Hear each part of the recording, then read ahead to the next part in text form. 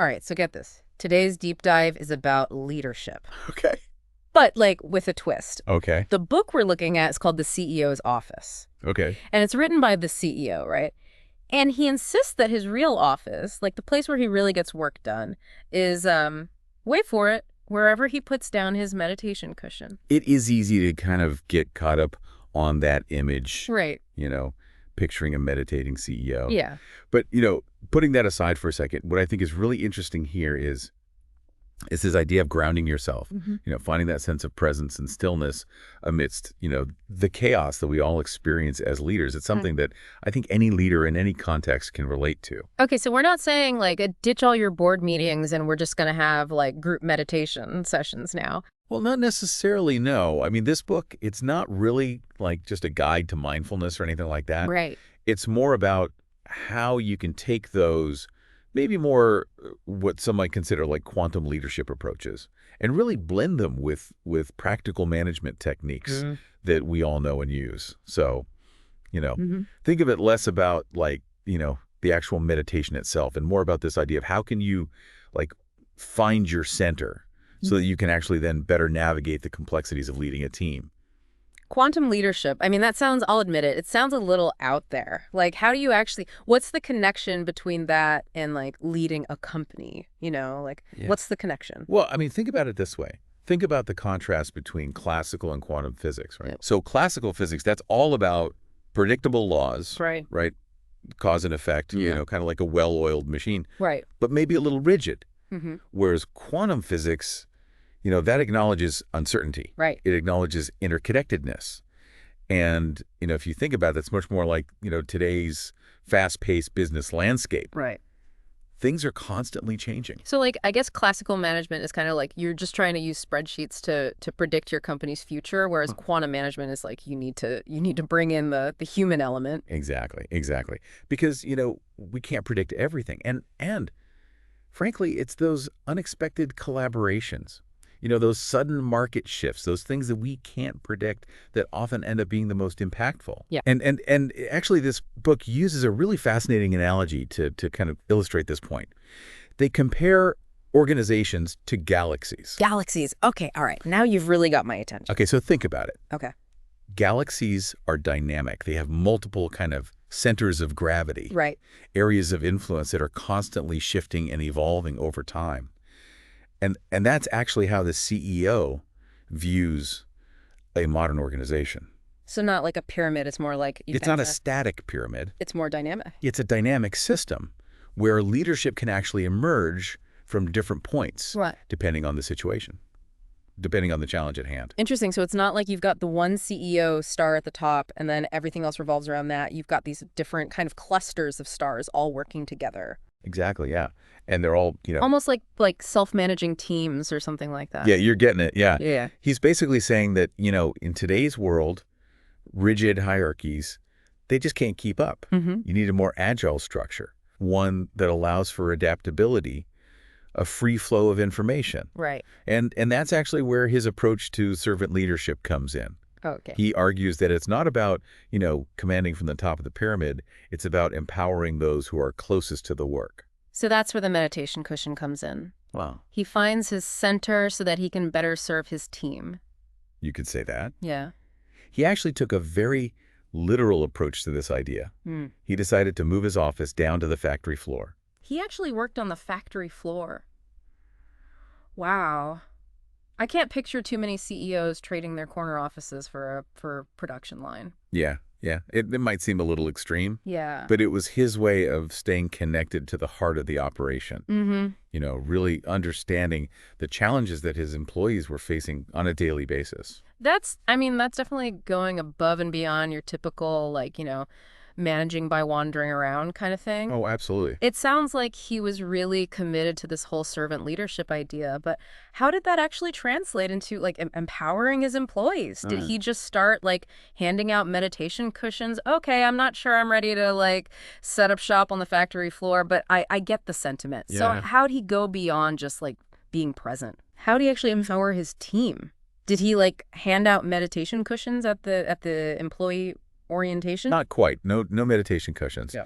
But he did focus on this idea of cultivating a culture of growth, Okay. both personal and professional. And here's where it gets really interesting. Okay. He was also a huge advocate for supporting his employees' financial growth. Wait, hold on. Really?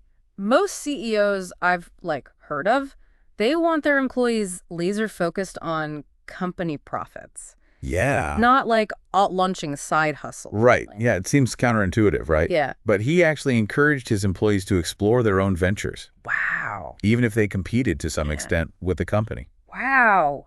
That's next level trust right there. What was his thinking there? So he saw it as an investment in entrepreneurial thinking. It's, a way to nurture a mindset of innovation that he believed would ultimately benefit everyone. So his idea was, you empower these employees to pursue their passions, that creativity, that entrepreneurial energy. It's going to spill over into their work at the company. Yeah. It's going to lead to new ideas, a more dynamic, a more engaged workforce. It's like all those side hustles almost became like mini incubators for fresh thinking. Exactly. And then some of that could even end up back at the company. Absolutely, yeah. Interesting. Okay, so we've got the meditation Christian, we've got the servant leadership, we've got this whole growth mindset. Yeah. What other unconventional wisdom did this CEO have to offer? So he talks a lot about the limitations of traditional hierarchies, particularly in a world that's changing so rapidly. Mm-hmm. He believed that clinging to those rigid structures, it can actually stifle creativity. It can slow down progress. Okay. And he really encouraged leaders to think of their organizations less like pyramids. Okay. And more like, you guessed it, galaxies. It's galaxies again. Okay. This guy and his cosmic analogies, but I'm starting to see how it all ties together. Yeah. It's about this fluidity, adaptability, Yeah. recognizing that leadership can come from anywhere within an organization, just like those shifting centers of gravity. 100%, yeah.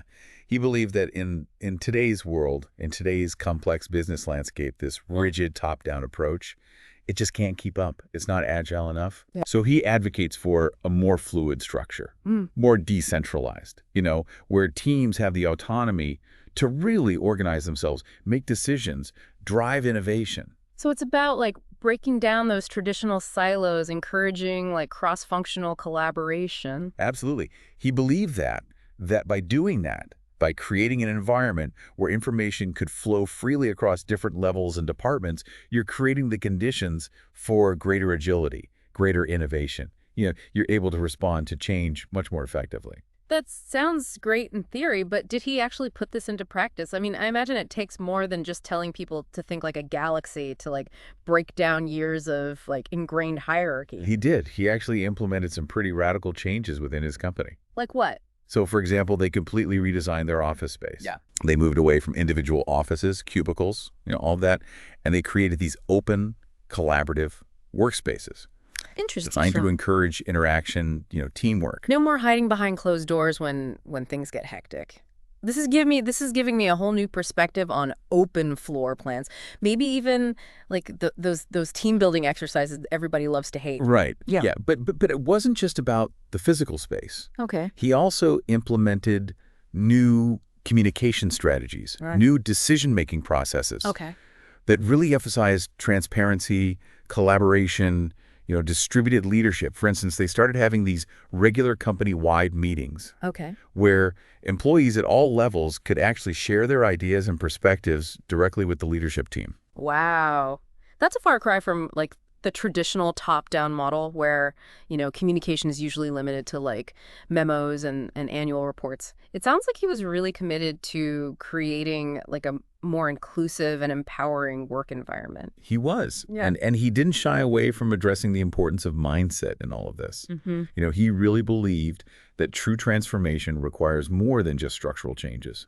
It requires a shift in perspective, a willingness to embrace new ways of thinking and working together. It sounds like he was a big believer in leading by example. So not just talking the talk, but actually walking the walk. And it seems like this all kind of ties back to that initial idea of finding your center, of being really grounded in your values so that you can lead with authenticity and purpose.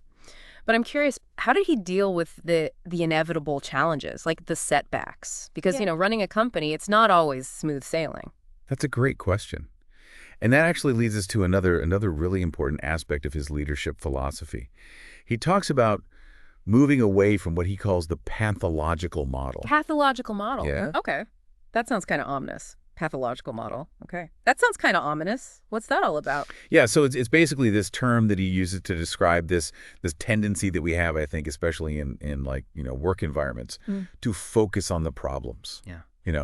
To focus on the deficits. Okay. And to really like diagnose individuals and even like entire organizations based on what they lack rather than what they possess. Interesting. And this mindset, it can become really ingrained in a company's culture, and it can lead to this really negative cycle of negativity and blame. So instead of looking for solutions, instead of looking for opportunities, you're kind of just stuck in this loop of like, identifying weaknesses and pointing fingers. 100%, yeah. Yeah. And he argues that this approach, it's not only like demoralizing, it's just not effective.